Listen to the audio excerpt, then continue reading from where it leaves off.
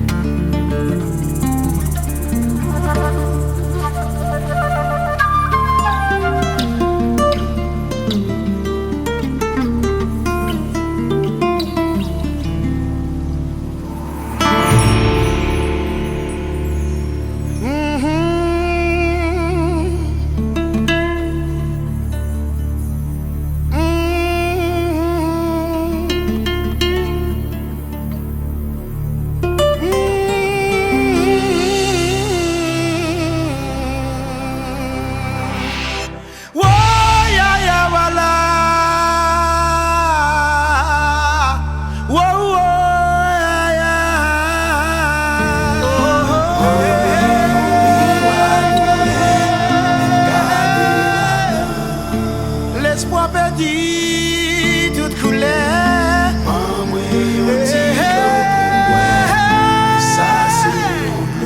Qui saute dans les yeux, oui, vieux frère.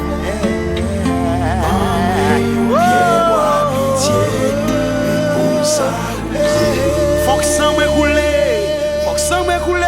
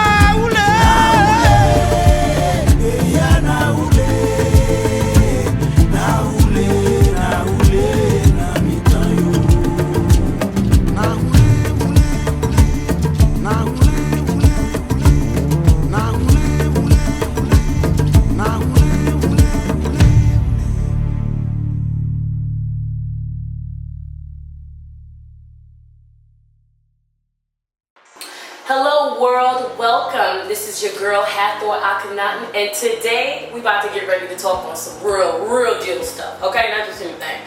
Voodoo, the final frontier. This is my first episode from Shankan Studios, and I can't wait for us to get into the nitty-gritty of it all.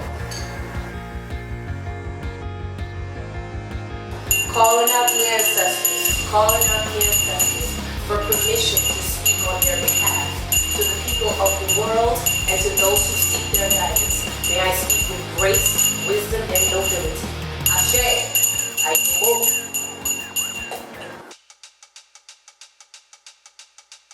So what is voodoo? Well, I'm going to tell you what it's not. Voodoo is not about what Western society and what Hollywood tries to paint the picture as. You know, flesh-eating, the devil, something always trying to come and harm you. Voodoo is about moi. The laws of Mayat, the Orishas. It's about balancing the afterlife and the elements of nature. Take a gun, for example. The gun is not what killed. It's the low consciousness of that person's understanding that pulled the trigger, that really committed the crime. Evil really truly emerged from the lack of principles and the lack of character in men. So what are the origins of voodoo? Voodoo is a divine frequency of sound that resonates with us all.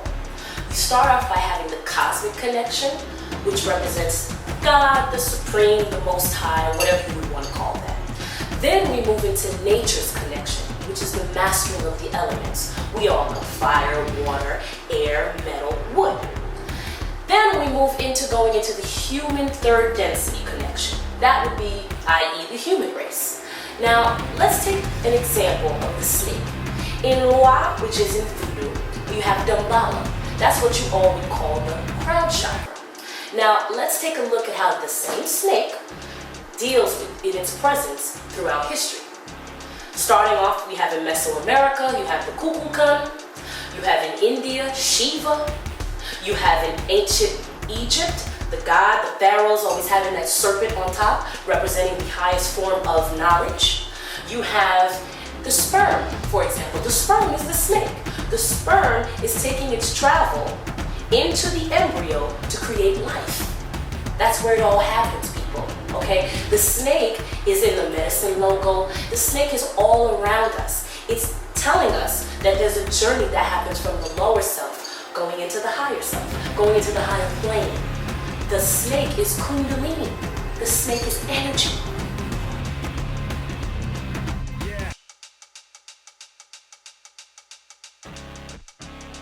So why is there such a focus to demonize voodoo in our society? With this traditional science, we have the ability and the tools to access the divine cosmic realms, to have a personal connection between us and our ancestry. With that connection, this is where man becomes God.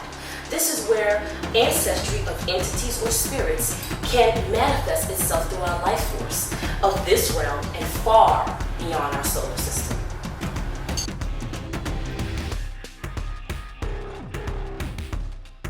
Okay, so what piqued my interest in voodoo? Well, I was born in Queens and I grew up in Haitian American background. I was raised Catholic, but I had a big family. So I've seen all different kinds of religions. I mean, from Jehovah's Witness to Protestant, Seventh-day Adventist, Evangelist, Christian, Muslim, you name it, every damn thing in the book. And no disrespect to anybody's religions, but I was able to see all the behavioral ideals of each and every one of them, which helped me to conclude that the one that's the most secret is probably the one, me being my inquisitive self, that I would want to get to know about. That forbidden fruit, the sweet taboo, the unveiling of the mystery that nobody really wanted to talk about. So, bringing me to what you guys saw in the video. What you saw in the video today was my spiritual essence.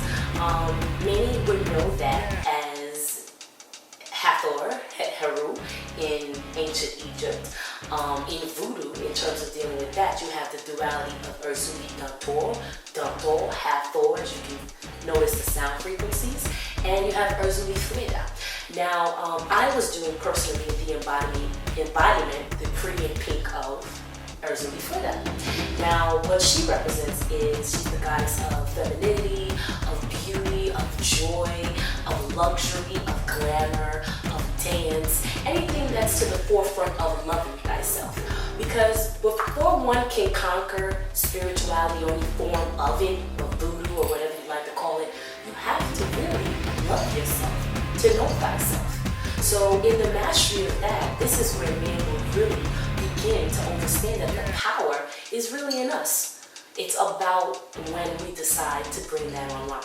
So with dealing in the voodoo and law of principle and the law of the principles of voodoo, we pretty much need to understand that with voodoo, there's not anything that man cannot conquer. Sky is the limit for the achievements that we can have with this power, this great power that we can access, which is voodoo. Now, voodoo really and truly is the final frontier, okay? Get voodoo or die trying. I'll leave you with this. This is only part one. There's gonna be many more parts to come. I want you to subscribe, to like, to share, and to resonate with me as I will resonate with you. One love, my people.